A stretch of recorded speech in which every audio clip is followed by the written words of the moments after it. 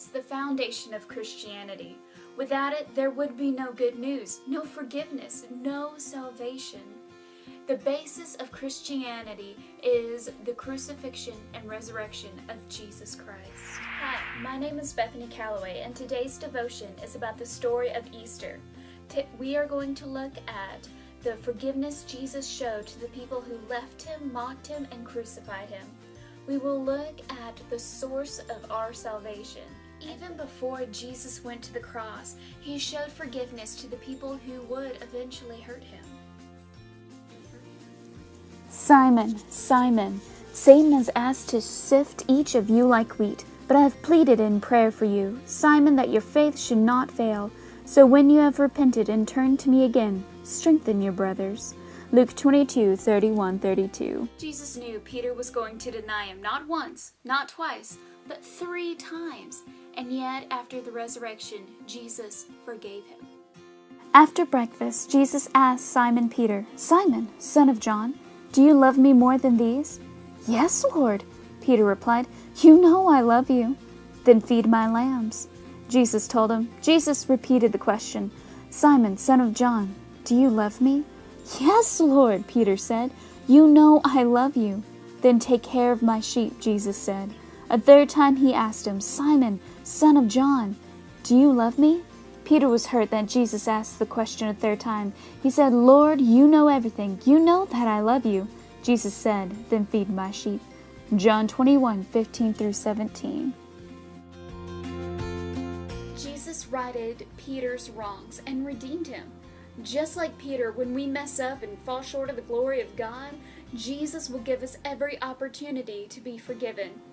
That is the beauty of grace. While hanging on the cross, dying, Jesus still had the heart to forgive.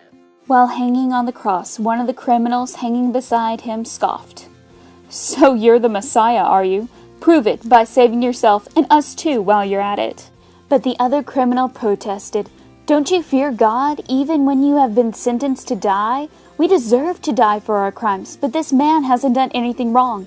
Then he said, Jesus, remember me when you come into your kingdom. And Jesus replied, I assure you today, you will be with me in paradise.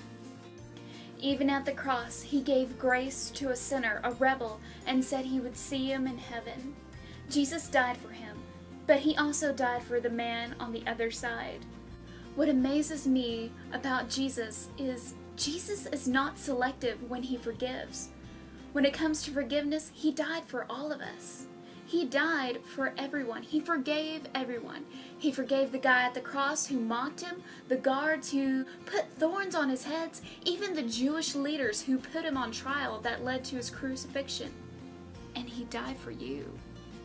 Jesus, alone, tortured, dying, said, while guards gambled for his clothes, Jesus said, Father, forgive them, for they do not know what they are doing. Luke 23:34. Jesus didn't mean only the people during his time. He meant us too.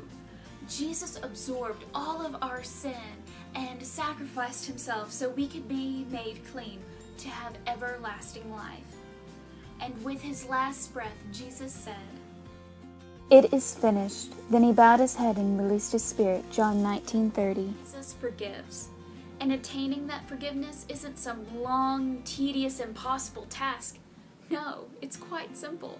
All you have to do is confess you're a sinner, believe that Jesus died on the cross and rose from the grave for you, and ask him into your heart and to forgive you. That is the good news. That is salvation. For God so loved the world that he gave his only begotten Son, that whosoever believes in him should not perish, but have everlasting life. For God did not send his Son into the world to condemn the world, but that the world through him might be saved. John 3:16-17.